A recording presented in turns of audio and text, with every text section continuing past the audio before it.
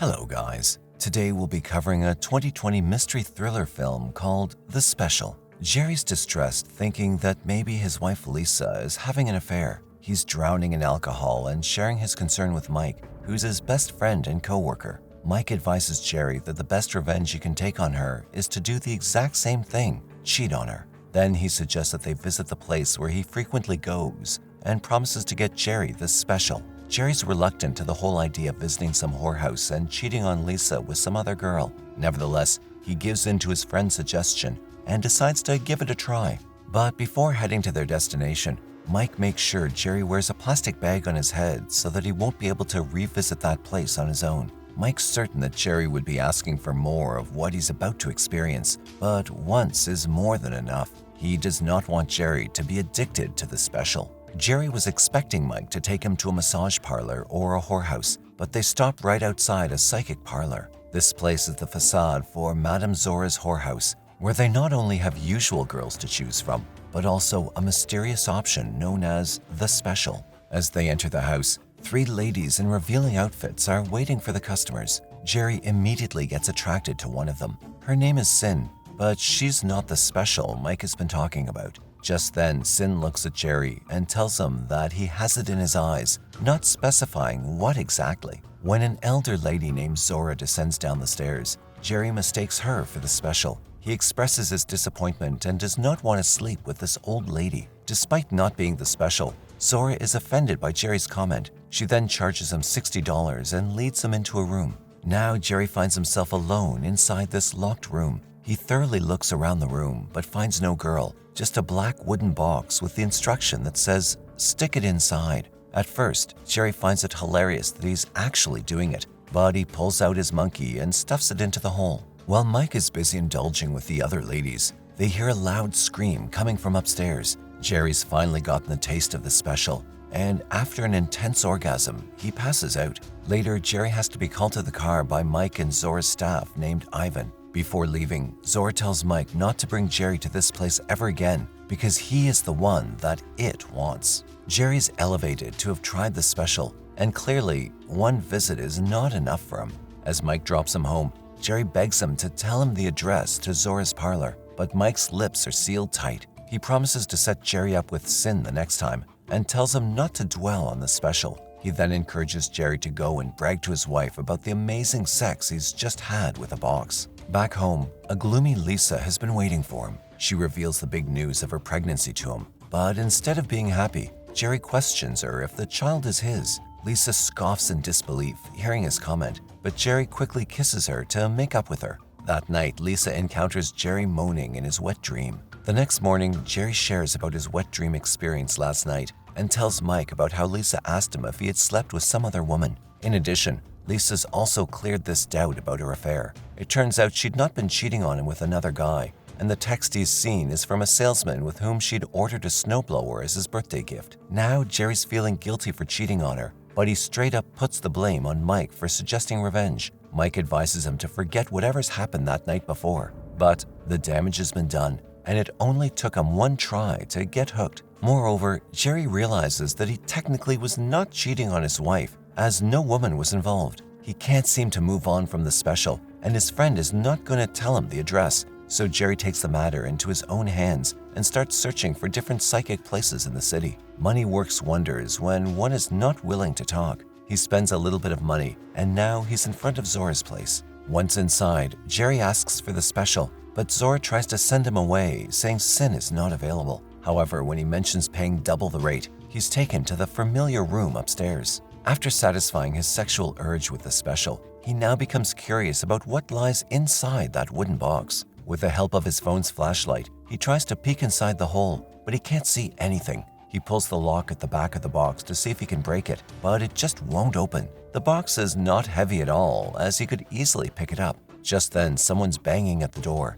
He panics at first, but Jerry sets his mind to taking the box with him. The door opens, and Zora is shocked to see him with the box in his arms. She tries to take it from his hold, but in a state of panic, Jerry hits her and she collapses to the floor. Still, Zora is not dead, or we can say this until Jerry steps on her throat. He successfully takes the box out with him, but Ivan spots him driving away just a few blocks from the parlor. Even when he has the box, Jerry cannot take it home, so he takes it to the hotel. After paying the rent for 6 nights with his card, the hotel manager gives him a key and informs him of some hotel rules. Once he gets to the assigned room with the wooden box, Jerry realizes that he needs to go back to the office. As he's about to leave, the maid comes to him and asks if he wants his room cleaned, but he sternly warns the maid to stay out of the room.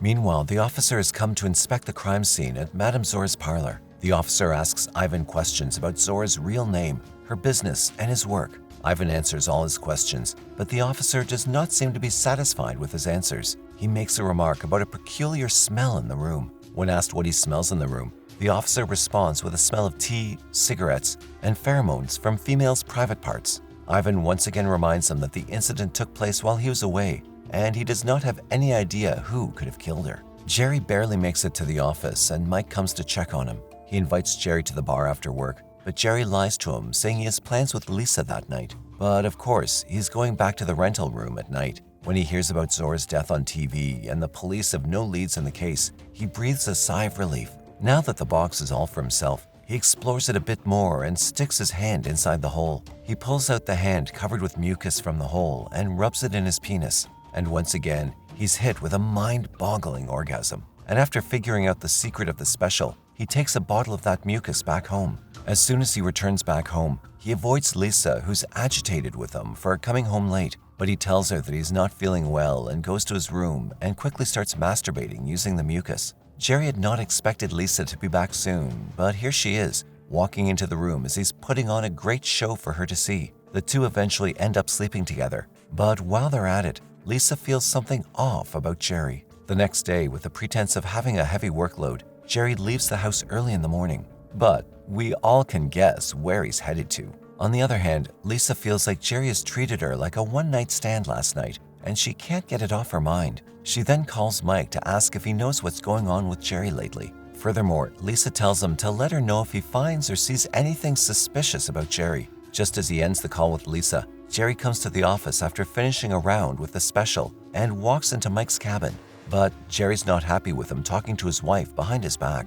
Meanwhile, the officer is back at the parlor for further investigation. He notices that something's missing from the table, so he asks Ivan about it. Ivan answers that there used to be a box to put something in it. He also tells them that whoever is responsible for Zora's death will get what they deserve. Jerry's obsession with the special knows no boundary, as he's exploited the special far too much, and the result is starting to show physically and mentally. But the suffering bleeds over to his wife and his unborn child too, when Lisa suffers a miscarriage. Now, Jerry's genitalia is showing some side effects as well, as rashes start appearing.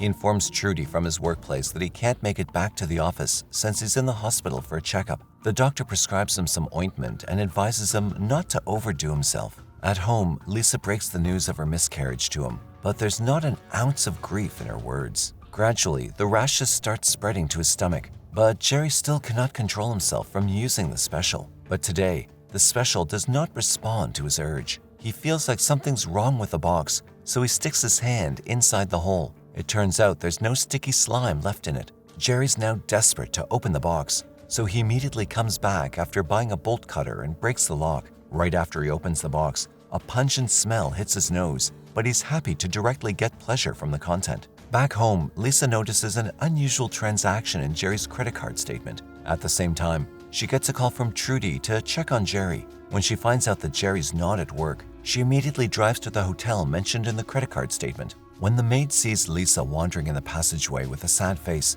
she knocks on Jerry's room and leaves. A loud shouting is heard inside, which Lisa instantly recognizes. She shouts at Jerry to open the door, and with no options, he opens the door of his stinking room. Naturally, Lisa suspects him of cheating on her. Jerry does not let her go inside the bathroom, but she hits him in the groin and enters the bathroom at the horrible sight of a mysterious fleshy blob squelching in the bathtub. Just then, Jerry comes and chokeholds her. He exerts enough pressure to knock her unconscious, but the final blow from the bolt cutter kills her. He wraps Lisa's body in the curtain and takes it back to their house along with his precious blob. He then blinds the window with plastic and decorates the room to spend the night with the special. At night, after Mike hears about Zora's death, he comes to check on Jerry, suspecting he might be responsible for it, but he's surprised to see the squelching blob in the bathtub. At that time, Jerry was out to return the rental room key, so Mike waits for Jerry to hear some explanation. He tells Jerry that they can cover up Zora's death if he's involved.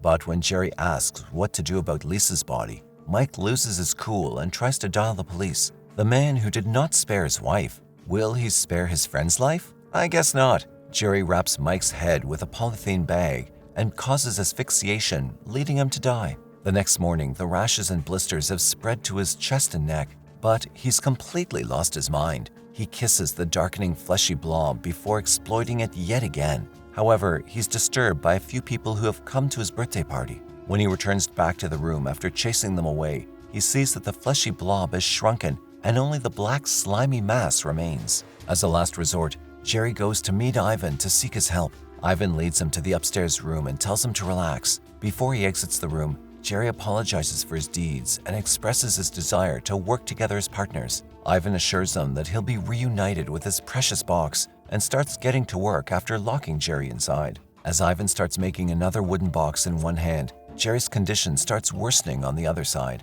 His hair and teeth start falling out as his flesh starts melting and turning slimy. Jerry screams in pain as he transforms into the slimy mass himself. After Ivan finishes the box, he comes to the room, tears Jerry's head off the body, and places it into the box. At that moment, the officers come in to inform him that the case has been narrowed down to the name of Jerry Horford and asks Ivan if he knows someone with that name. Nevertheless, the three beautiful ladies sitting in front of the officer cloud his judgment, and that's when Ivan offers him the special. The movie ends with the officer peeking inside the hole.